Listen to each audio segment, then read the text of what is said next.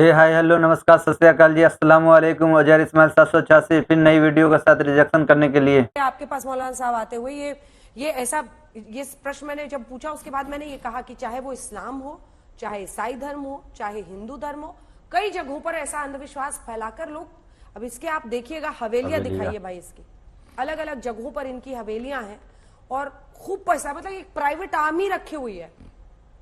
अब इसका क्या उपाय? अंजना जी, एक बात मैं अपनी बात शुरू करने से पहले डॉक्टर राहत इंदौरी का एक शेर पढ़ना चाहता हूं।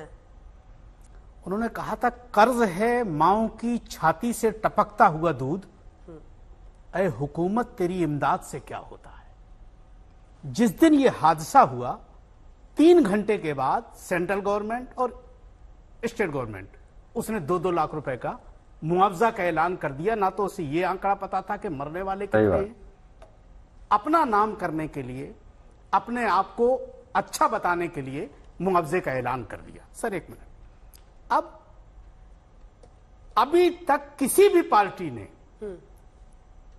ये आवाज नहीं उठाई कि वो बाबा है कहां। किसी पार्टी उसकी किसी कोई नाम नहीं ले रहा, कोई नाम लेने के लिए तैयार नहीं है। उसकी वजह यह है कि उसके पास 20 से 21% वोटर जो है वो उसका फॉलोवर है। यहां अगर और किसी मजहब का आदमी होता तो अब तक बैंड बजा दी गई होती उसकी। उसे सुनिए, उसको कहीं से भी उखाड़ के ले आते और कौन कौन सी एजेंसियां लग जाती। टीवियों पे चल रहा है कि बाबा ये स्टेटमेंट दे रहा है, पुलिस पहरा दे रही है कि बाबा तो यहां आया ही नहीं। दूसरा, अब अगर बाबा के प्रोग्राम में यह हादसा हुआ तो आप उस आदमी को ही जिम्मेदार क्यों ठहरा रहे? ये तो किसी के भी प्रोग्राम में हादसा हो सकता था।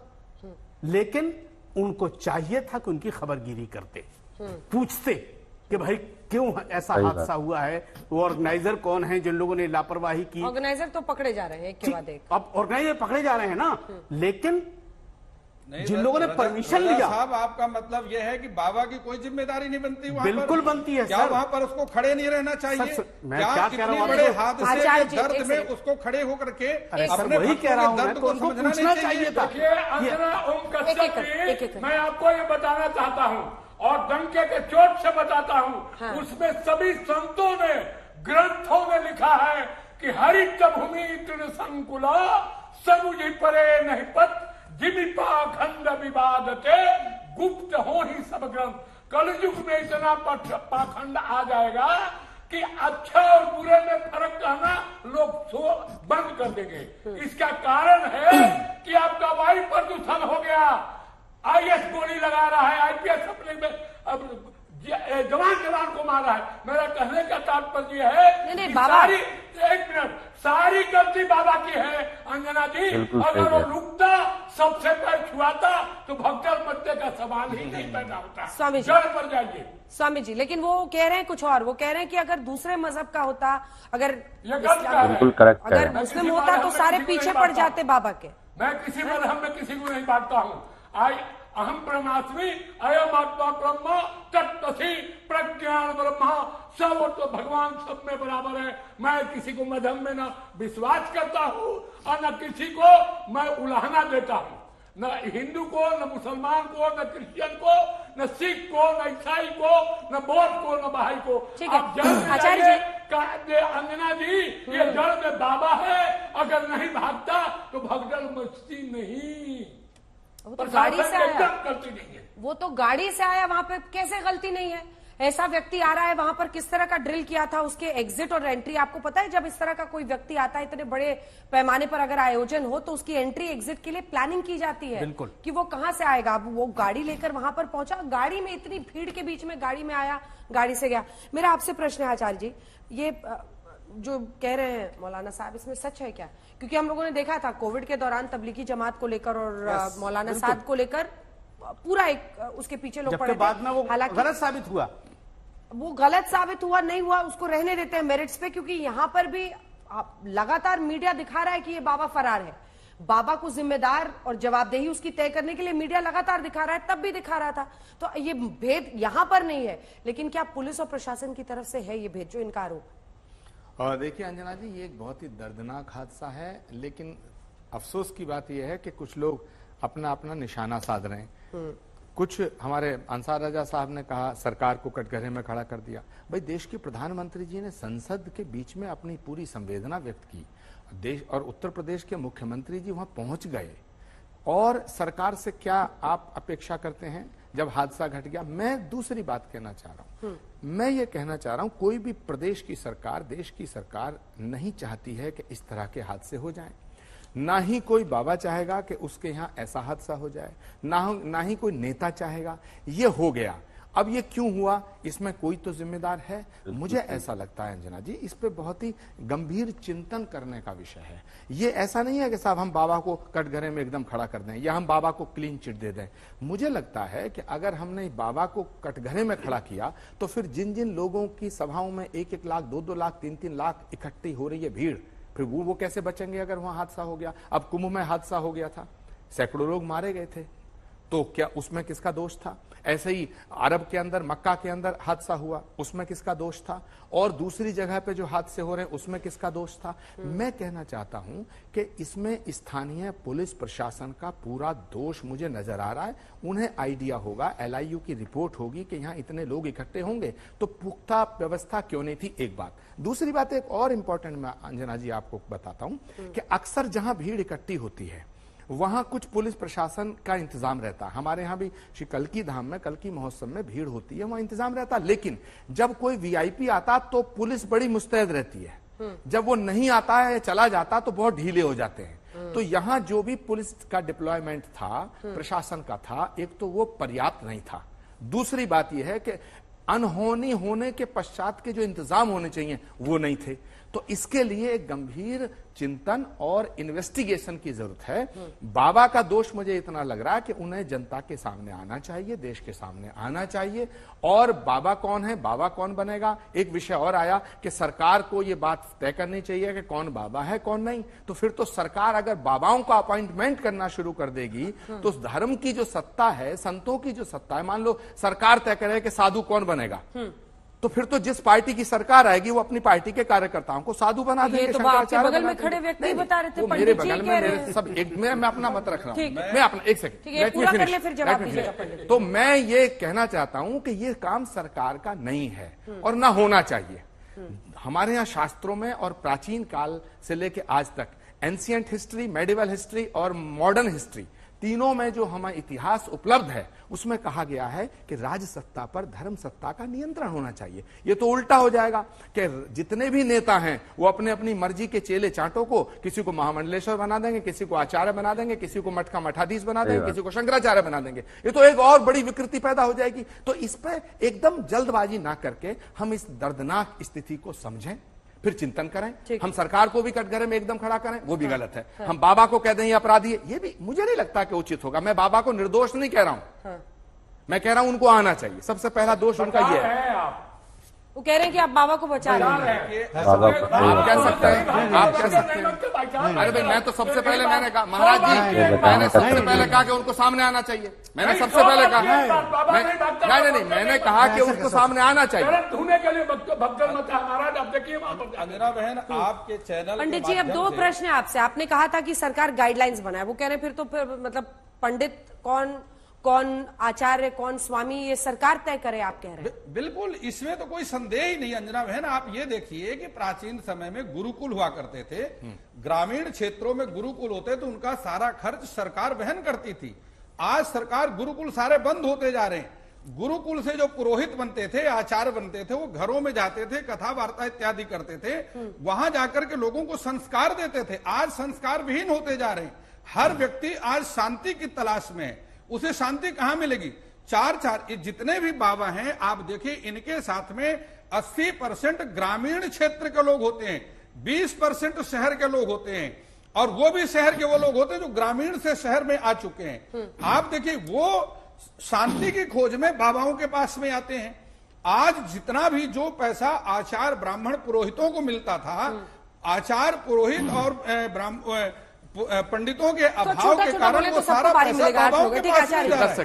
आज समाज का पैसा अंजना बहन, एक मिनट जल्दी सर, थोड़ा छोटा छोटा। समाज का सारा पैसा 2 जगह जा रहा है, या तो बाबाओं के पास में जा रहा है या राजनेताओं के पास में जा रहा है। तीसरा कहां जा रहा है? क्योंकि संस्कारों की कमी हो रही है। बाबा ठीक है, ने जवाब सुनिए। धर्म को धंधा बना दिया है, ठीक है। संस्कार वो दे नहीं रहे हैं। केवल मैं कैसे जानूं कि मैं आप में विश्वास करूं, इनमें करूं या इनमें करूं या मानू की पाखंड है? यही बहन, आप केवल मेरे पर विश्वास करिए। रुके जो बात मैं कह रहा हूं, आप केवल मेरे पर कौन भरोसा सही है करिए। कौन गलत है। अच्छा, अंजना जी, जो अभी शास्त्री जी ने कहा है कि गुरुकुल का जो तमाम इंतजाम है वो सरकार करे, ये एक अलग विषय है।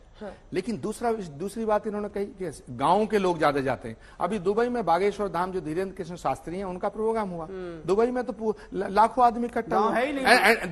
देवर so intelligent person, intellectual person. तो ये कह देना बंबई में प्रोग्राम होता। मैं अभी बेंगलोर गया था, हजारों आदमी थे। तो इसका मतलब मैं क्या करते हैं आप लोग? जादू क्या करते हैं? थोड़ा ये सब भी तो बताइए। मैं तो यही समझने में इतने दिन लगा। वो स्वामी चक्रपाणी जी बताएंगे। बाबा सब करते क्या है? एक सेकंड साध्वी जी, एक सेकंड साध्वी जी, खुद ही कह रहे हैं कि मार्केटिंग है। मैं ये जानना चाह रही हूँ कि ये जो इन्होंने कहा कि अंधविश्वास नहीं होता, विश्वास होता है, ये लकीर तो बड़ी महीन है ना। और चापाकल के पानी से आपका इलाज हो जाएगा, ये विश्वास है? या अच्छी बातें सिखा रहे हैं, सत्संग कर रहे हैं, भगवान के करीब ले जा रहे हैं, क्या है? अब आप ये समझिए अंजना जी कि जब कोई व्यक्ति परेशान होता है ना, तो उसे उम्मीद होती है किसी चीज की। अगर आप मेरे पास आई और मुझे कहेंगी साध्वी जी मुझे यहाँ से इतना पैसा, हाँ मैं दे दूंगी। अगर मैं आपको उम्मीद दे रही हूँ तो आपकी आस्था मेरे अंदर बन जाएगी, हाँ मेरा काम हो जाएगा। मैं साध्वी जी के पास गई थी और मेरा काम बन गया है। इसे मैनिफेस्टेशन भी बोल सकते हैं आप, कि वहां गई, वो मेरा दुख दर्द था वो जरूर दूर कर देंगी। तो धीरे धीरे धीरे धीरे व्यक्ति जुड़ता चला जाता है। और आपको पता है, जब आप सकारात्मक चीजों के भीतर जाती है, एक ऊर्जा के आसपास जब ऐसी बातों के अंदर आप जाती हैं, तो स्वयं में आपकी एकाग्रता बढ़ जाती है, आपकी मानसिक मजबूती बढ़ जाती है, तो आपका काम स्वयं बनने लग जाता है। तो धीरे धीरे फिर हम उसे चमत्कारी मानने लग जाते हैं। अब सबसे बड़ी बात अभी जैसे मार्केटिंग करनी पड़ती है क्या? वाकई मार्केटिंग करनी पड़ती है? बिल्कुल। आज के समय में मैं सबको एक कटघरे में खड़ा नहीं करूंगी, सब एक जैसे नहीं है, परंतु काफी संख्या में लोग ऐसा हो रहा है, बिना पीआर के कुछ नहीं चल रहा है। मुझे लोग कई बार साध्वी जी संत कहते हैं, मैं नहीं मानती, मैं धर्माचार्य हूँ, मैं धर्म का प्रचार प्रसार कर रही हूँ। संत, अगर मैं संत होती तो कहीं कहीं कंदराओं में साधना कर रही होती। स्वामी चक्रपाणी महाराज जी हैं, ये अपने मतलब आग उगलती बातों के लिए जाने जाते हैं, तो इन्होंने भी अपनी एक ब्रांडिंग की हुई है, नहीं चक्रपाणी जी? देखिए, ब्रांडिंग ऐसा कौन नहीं है जो नहीं करता है। आप भी तो ब्रांडिंग मतलब आप करते हैं। हर व्यक्ति, सुनिए मेरी बात राजा साहब, एक तो सबसे पहले आपने जो बोला, आपने अल्पसंख्यक कार्ड खेला, मैं आपको बताना चाहता हूं अंजना जी, एक जगह कहीं नमाज होता है, 500 रहते हैं नमाज पढ़ने वाले, वहां पे 500 पुलिस वाले खड़े कर दिए जाते हैं। यहाँ पे 1 लाख लोग थे, 1 लाख से ऊपर थे, और पुलिस और वहां पे सुरक्षा कर्मी कितने कम थे। सवाल इस तरह की बातें ना करें जिससे समाज में विघटन हो। सवाल यहाँ पे बात यही हो रही है कि बाबा चाहे कोई भी हो, किसी भी धर्म के लोग मानने वाले लोग हैं, क्या ये उचित है इस प्रकार के जो कृत्य हुआ है, इस प्रकार की जो घटना हुआ है, क्या उसमें जो जिम्मेदार व्यक्ति है, जो व्यासपीठ पे बैठा है, क्या उसको एक बार गैर जिम्मेदाराना तरीके से चले जाना क्या ठीक है? ये अलग बात है कि उसमें सभी लोग कहीं ना कहीं जिम्मेदार हैं, चाहे चिकित्सा से जुड़े हुए लोग हैं, चाहे और भी पुलिस प्रशासन या स्थानीय, जो आचार्य जी ने कहा बिल्कुल सही कहा। लेकिन इस बात को हमें हर व्यक्ति पे ये लागू होता है, ऐसा नहीं कि उन पे लागू हो जाए। आज वो हो गए हैं तो एक है ना, क्या आज हम उनकी पूरी एफआईआर देख रहे हैं कि एफआईआर पहले ये था। भाई एफआईआर पे कार्रवाई हम और आचार्य जी या कोई करने वाले थोड़े हैं, वो तो स्थानीय प्रशासन वहां की करेगी। अभी तक क्यों नहीं उसको उस पे कार्रवाई हुआ? अब जब दिन खराब हो गए तो अनेक चीजें उभर के आती है। एक कहावत है कि दिन खराब होता है तो ऊँट पे भी बैठता है तो कुत्ता काट लेता है। वो हालात हो गए। मूल विषय ये है कि इसमें जिम्मेदार जो व्यक्ति है उसको पकड़ा जाए। दूसरी कौन है जिम्मेदार व्यक्ति, यही तो समझना चाह रहे हैं। बाबा तो स्थानीय प्रशासन भी जिम्मेदार है। बाबा नैतिक रूप से जिम्मेदार है कि वो जिस प्रकार से गैर जिम्मेदाराना तरीके से चले गए, इसलिए उनकी भी जिम्मेदारी बनती है। मैं पहले घर के कमरे में छिप के अपनी नैतिक जिम्मेदारी निभा रहे हैं, अब क्या किया जाए उनका बताइए। बिल्कुल, तो ये अपनी अपनी वो है। और दूसरी बात ये है, हमारे लीगल एक्शन ही तो लेना होगा ना। अगर अंधविश्वास कोई फैला रहा है तो ये सच सामने आना चाहिए ना। एक एक करके इधर से शुरू करते हैं। दयाल साहब बोलना चाह रहे बहुत देर से। दयाल साहब जी, बहुत देर से बोलना मांग रहा था, मगर ये ठीक भी है कि हिंदू धर्म के धर्म नेता बोल रहे हैं, क्योंकि आज का जो हादसा है वहां से कनेक्टेड है। इसका क्या मतलब है आपका कि अच्छा है कि बोल रहे हैं? वो बोलते ही हैं तो सही और गलत है। मैं अगला सेंटेंस सुनिए, क्योंकि ये कल जैसे और लोगों ने भी कहा है, किसी और भी धर्मगुरु के साथ हो सकता है। भारत का देश, हमारा स्टेट धर्मनिरपेक्ष है, यहाँ की राजनीति धर्मनिरपेक्ष नहीं है, उससे छोड़ देते हैं, क्योंकि उससे फिर बात साफ आती है कि कई बड़े बोल के गुनहगार, फिर कह रहे हैं छोड़ देते हैं। कई बड़े गुनहगार साधु संत रिमांड पर आ जाते हैं, जब इलेक्शन होता है फिर वापस जेल चले जाते हैं, और अरसे से हो रहा है। यहाँ पर बात जैसे मैंने पहले भी की थी, और आस्था की बात नहीं है, आस्था होती है, जैसे मैंने कहा, आप साध्वी ने बहुत अच्छा बताया, किसी को कोई ज़रूरत होती है, कोई बेटा चाहता है, कोई दौलत चाहता है, कुछ IAS बनाना मांगता है, उसको जो भी उसकी मदद करने को तैयार है उसके पास जाएगा। क्यों जाएगा, ब्रांडिंग क्या है वो अलग बात है। यहाँ पर मेन किस्सा ये है कि एक मीटिंग हो रही है, सबों को पता है कि 80,000 लोग आ रहे हैं, 80,000 कम नहीं होता है, और वो 2.5 लाख तक जा सकते हैं। यहाँ पर साधु जी का तो जुर्म ये है कि वो मुंह बचा के भाग गए, उनकी नैतिक जिम्मेदारी है, उनकी लीगल कल्पेबिलिटी है, और उनको उसकी सजा मिलनी चाहिए। भारत का कानून यही कहता है। दूसरी बात यह है कि यहाँ पर, क्योंकि कई लोगों ने कहा है सर, मैं सरकार का धर्म के किसी भी धर्म के में हस्तक्षेप बड़ी बुरी चीज मांगता हूँ, जैसे कि मैं राजनीति का और धर्म का कोई शादी हो जाए, धर्म का राजनीति में हस्तक्षेप को भी मैं बुरा मांगता हूँ, क्योंकि इसका बिना धर्म का राजनीति पंगु है महाराज। आप कहाँ बात करते हैं? राजनीति नहीं होता तो मदर टेरेसा को भारत रत्न नहीं मिलता। क्या आप बात करते हैं? अरे सुनिए ना, सुनिए, आप सुनिए, आप सुनिए, आप बुजुर्ग हैं, आप बुजुर्ग हैं, आप बुजुर्ग हैं। राजनीति और धर्म से राजनीति चलती है, नहीं चलती, धर्म नहीं, दया धर्म का धम्मा, जिस राजनीति में दया नहीं है वो राजनीति नहीं है। धम्मा,